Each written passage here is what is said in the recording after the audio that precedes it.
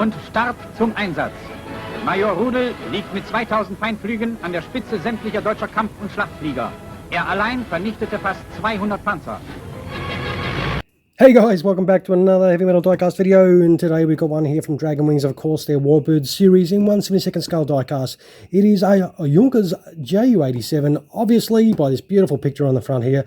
It is the one from Eastern Front in 1944-45 from SG2, of course, and this particular aircraft was one that was flown by, I don't know, some guy you may have heard of or may not have heard of, a man by the name of Hans-Ulrich Rudel, and I'm assuming most of you know who this guy is, but for some of you that do not, he was one of Luftwaffe's most famous pilots during World War II, and he did fly over 2,500 combat missions, and he was openly a Nazi and even a neo-Nazi post-war as well, and he did get up to a little bit of mischief after the war, but you know, he's one of those guys, unfortunately, that did follow that Hitler dream. He did die of a stroke in 1982, aged 66, but we don't want to know what his political beliefs are. We want to know what his aircraft looks like, and this one does look pretty cool. It is a beautiful looking Dragon one in the normal Dragon box here, and we really want to get our hands on this Stuka for sure. So how about we stop talking about Hans and we get our hands on his Stuka. Let's open this box up and check out this awesome looking diecast model. Okay, with Hans's Stuka out of the box, it does come with a little set of instructions, of course, for some minor assembly that this aircraft does need. We'll turf that out of the way. We'll get this blister packet open, have a little look. It does look quite brand new in this packet as well. I did buy this secondhand off a seller, off eBay, $70, so it does look pretty reasonable in there. Obviously, it does need a little bit of assembly. There is, you know, the propeller and some aerials and some guns and a nice big ass bomb there that we need to put on, of course. And we will get this Stuka out and have a little bit of a look first. We're going to put that landing gear on as well and have a little look at this. That does look very nice. It's got some really nice detail. I like the fact that there is like a gap between there and the wing. A lot of models, sometimes it's molded as one piece, which this one isn't, which is really nice. It does have some really reasonable detail on the wings, of course. I wonder if that cockpit does open. Oh, yeah, it does. I suppose it does, because inside that packet there was one to have it open, I think. So it has some really cool detail inside there, some seat details for both the pilot and the rear gunner, of course. That is pretty cool. We'll close that up, and this does look very nice. One thing I do notice, it does not have any tail markings there that this aircraft should have, which is a little disappointing, but it is not unusual. There is always a possibility when you do buy a German aircraft that it does not have that, what they, you know, I suppose term as an offensive symbol, but they don't have that historical symbol that these aircraft did use during World War II. Now we have a little look down this side. It does have the same sort of beautiful details. It's got some great panel lines. Yeah, this is really nice. It is another cool looking Stuka, of course. We'll turn Hans's Stuka upside down.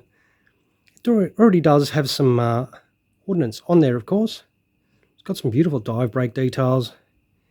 Of course, we've got to put our fixed undercarriage there on, and of course the main bomb. It does have some really nice detail.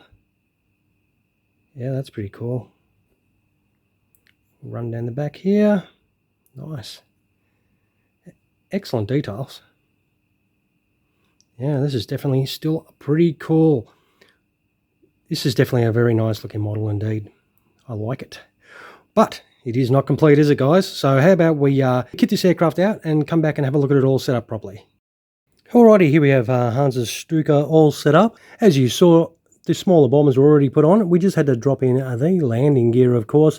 These do roll, but they're quite stiff, so it's not easily rollable. You do put the main bomb there, But unfortunately, that does cover the hole for the stand as well. So if you want to put this aircraft on the stand, you need to take that bomb off. And then we did fit the main cannons and, of course, this pitot tube. And that is all underneath done beautifully. If we turn it over and have a little look, all we had to do up here was chuck on that aerial on top of the canopy, and that was job done here as well.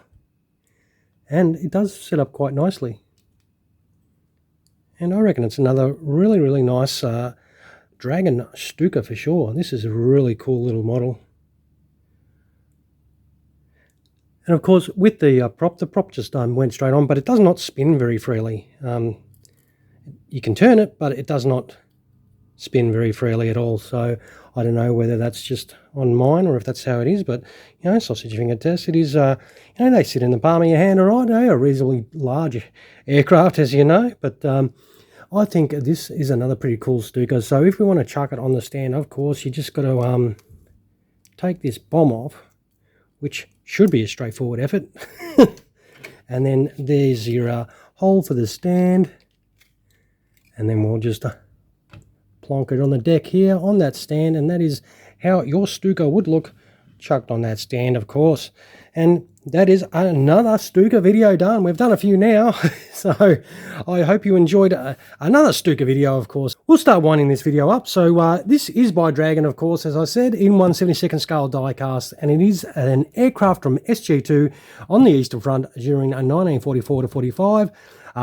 Flown by Hans-Ulrich Rudel is one of his aircraft that he did use. I don't mind it at all, and I do like a bit of beautiful ugly. I don't mind a Stuka. I do have a number of them, as you've obviously seen. Alright guys, if you like a bit of ugly and enjoy a Stuka, give me one of those if you can spare the time to do that. And if you're yet to subscribe to the channel, of course, feel free to do that as well. Alright, I will take the happy snaps of this Stuka, and you can check out the photos at the conclusion of the video. And of course, as always, I thank you very much for spending your valuable time watching another one of our videos. Alright guys, you have a fantastic rest of your day. Cheers guys.